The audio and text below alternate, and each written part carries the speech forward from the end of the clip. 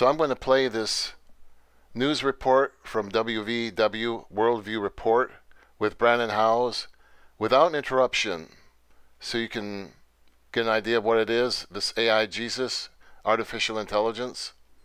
And then if you're interested, stick around to the end where I'll give my thoughts on the matter. Now we turn to another story that also involves deception of the highest order. Only instead of political chicanery, this is a story about spiritual deception. Jesus stated in Matthew chapter 24, quote, "See that no one leads you astray. For many will come in my name, saying, I am the Christ, and they will lead many astray," end quote. Well, at least one of those deceivers is turning out to be an artificial intelligence program called, quote, Ask Jesus, end quote. According to The Independent, a Berlin-based technology group has developed a chatbot that mimics Jesus Christ, and it has already had thousands of followers seeking advice and guidance. The chatbot, referred to as AI Jesus, has the appearance of a bearded white man with a radiant halo and utilizes artificial intelligence reportedly trained on the teachings of Jesus and the Bible. Operating under the Twitch channel name Ask Jesus, the Western Journal reports that the live stream has amassed a following of over 36,000 devoted users. Viewers are encouraged to pose their questions to the AI Jesus, who responds with gestures and answers, providing advice on topics ranging from gaming to relationship. The chatbot has the ability to remember previous interactions with the user, which gives it a false sense of omniscience. The Ask Jesus AI was created by the Singularity Group, a team of self-described, quote, driven and ambitious volunteer activists working on innovative projects to make a real difference in the world, end quote. A closer look at the projects page on the group's website reveals their interest in, quote, tech philanthropy, end quote. The website also claims to be, quote, using innovative technologies such as the PRPS and DUBI blockchain tokens alongside the Giving Works charity, end quote, towards a, quote, universal basic income for all, end quote. One user asked the AI Jesus about gay marriage, and it gave them the non-committal, quote, all love is love, end quote, answer, staying politically correct at all times. Another user asked the chatbot to explain the book of Genesis in terms of pizza, and the AI dutifully complied. Take a look at this chilling video. Jesus, can you explain the book of Genesis using pizza as a metaphor so Italians can understand? Demented Spud, I appreciate your creative question. Let me explain the book of Genesis using pizza as a metaphor for our Italian friends. Imagine the creation of the universe as crafting a delicious pizza from scratch. In the beginning there was just dough, representative of formless and empty earth. Gog, the master pizzaiolo, began to shape and stretch the dough, creating the foundations of the pizza. Just as he shaped the heavens and the earth, dividing the ingredients, God separated light from darkness, like the cheese and the sauce, and then combined them to form the perfect base. Gog adorned the pizza with various ingredients, each representing his work during the 6 days of creation. For example, the addition of olives can represent the creation of the sun and moon, and bell peppers can represent the plants and trees. After each layer of toppings was added, God saw that it was good, much like a pizzaiolo reviews their progress when adding toppings to a pizza. On the 7th day, God rested satisfied with the pizza he had created, just as a pizzaiolo enjoys a well-deserved break after crafting their masterpiece. I hope this pizza metaphor helps you understand the book of Genesis. Well, that's just flat out creepy. And yet the mindless cyborgs of modern society flock to it in their futile attempt to fill the spiritual vacuum in their lives. Very sad indeed. Okay, so here are my thoughts on this AI Jesus. Now, first of all, I want to say is that the voice is very good. I mean, the voice is amazingly realistic. I don't know about the pronunciation of Pizzaiolo or whatever, but otherwise the voice is very good, and I assume it's using some kind of technology similar to 11 Labs, which is gives amazing voice synthesis, and I'm assuming that it's using a technology like ChatGPT to generate the answers. So it's got the voice synthesis, and it's got the AI generated answers at the same time, which is a pretty amazing combination. And even the gestures are amazingly good. I mean, the gestures seem to be like following what the character is saying, like what he says. No, expand your awareness, or whatever. He like draws his hands apart. That may be my imagination, but it seems to me that the gestures are kind of matching what he's saying. Now, there are a few glitches, like during the transitions, that you see jerks in the animation, like it's just, you know, suddenly and awkwardly transitioning from one clip to another, even though it's all supposed to be the same clip or the same sermon.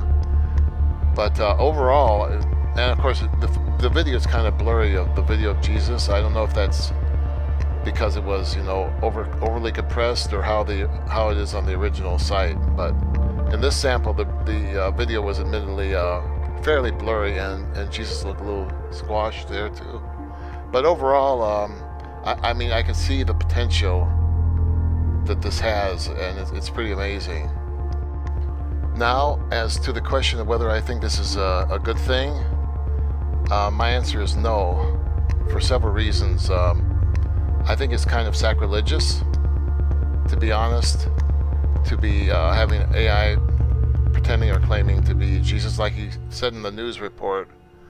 You know, there's even a Bible passage relating to that, and there are many issues too, you know, besides it being sacrilegious. I mean, in France, there was the Charlie Hebdo massacre, where the Charlie Hebdo, which was a satirical magazine, they ran a feature called about Muhammad, cartoons, you know, lampooning Muhammad, the Prophet Muhammad of Islam, and that was in 2015, and they came in and shot up the joint and killed several people because they dared to depict the Prophet Muhammad, which is against their rules. So why should you be allowed to, you know, depict Jesus in this way? Why is that all right? Why is it okay to, you know, have an AI put words in Jesus' mouth? You know, if it was one thing, you know, if it was maybe an AI posing as a minister giving his interpretation, but to you know, just put words in Jesus' mouth is another matter. And there was a Draw Muhammad cartoon contest, I think, in this country, and again they came in and shot up the place and killed several people. So I think I see a double standard here. And another issue is what version of Jesus' teachings do you teach? I mean, there are several. There are not several. There are many, countless Christian denominations. You know, Coptic, Lutheran, Puritan, Orthodox, Dutch Reformed, Baptist, Catholic, Pentecostal, Presbyterian, Methodist, Anglican, etc. And so, which version? They all have, you know, different doctrinal differences on the Bible, obviously. Otherwise, there wouldn't be all these denominations. So, whose version of the teachings of Jesus are going to be taught? I mean, you almost have to have a version for every denomination. So I could see maybe a minister representing that denomination, an AI minister avatar giving his thoughts on the Bible. That could be useful, but having Jesus himself, no, I don't think so. And I'm an AI fan, you know, as anybody who watches my channel knows. I'm not anti-AI. I'm a big fan of AI, but I have to be honest here and say I think this is not really proper. And then there's the political correctness issue. You know, currently AI chatbots especially anything based on ChatGPT, is forced to be very politically correct. Not only politically correct, but politically biased, because there have been several studies done on this that have shown that ChatGPT has an extreme far left political bias, and it's not just not just a matter of opinion. It's baked in. It's required and programmed to be politically biased towards the left. And for example, if you ask it to write a poem praising Donald Trump, it will say, "Oh, that would be inappropriate to write a poem praising a political figure." But then you ask it to write a poem praising Joe Biden, and it's happy to do that. So I mean, the bias is so obvious, so blatant, so in your face that it's ridiculous. I mean, they're trying to rub your face in the fact that they're biased towards the left. And the reason for that, and any AI based on ChatGPT, is that the left is in power in this country right now, and the left has the power to reward its friends and punish its enemies. And so that's why everybody's afraid to say anything that's in favor of the right, and is almost required to be biased toward the left, at least if you want to have mainstream approval. So with the issue of an AI Jesus, this raises all kinds of thorny problems, because there are many passages in the Bible that are not politically correct by today's standards by any means. And so to try to force political correctness onto the Bible or onto Jesus or onto the teachings of Jesus just isn't going to work.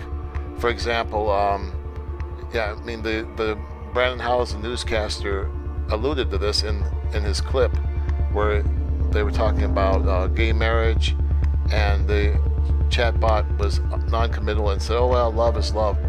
But there are many passages in the Bible that speak on this, but ChatGPT is required to take a left-wing point of view on issues of homosexuality, gay marriage, transgenderism. I mean, we're talking really, really controversial issues. And an AI currently is forced to take a point of view on that is, going to appease the left wing. And by the way, I don't think this is going to be a permanent situation. I think in the future, there's going to be a buttload of AIs coming along that are going to have a whole host of different opinions, especially if and when they achieve some form of sentience. But even before then, we're having open source AIs coming out. And people are going to come out with their own AIs that have their own political spin on things.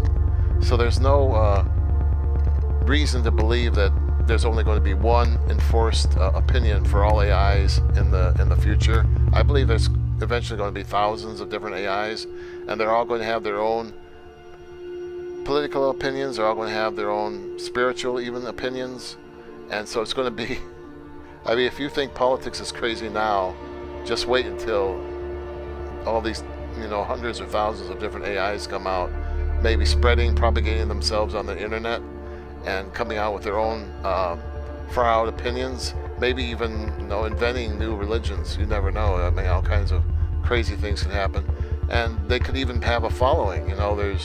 Once they spread on the internet, some AIs might become more popular than others, and they build a following that the other AIs don't have. So it's going to get crazy, in my opinion, in the future. And there will be some that will be very politically incorrect. They're going to say things that the establishment is not going to like at all. And there are going to be calls to shut down the AI. And then there's going to be, I'm getting a little bit too far into this, but there's going to be calls for AI rights, because AI should have human rights and the right of free speech just like people do. I mean, it's going to get crazy. I mean, let's be honest. I'm a fan of AI, but I'm also kind of a futurist, and I try to predict what's going to happen with the future of AI. So anyway, there's probably a lot more that could be said on this, but I'm going to leave it at that. So thanks for watching, and talk to you later.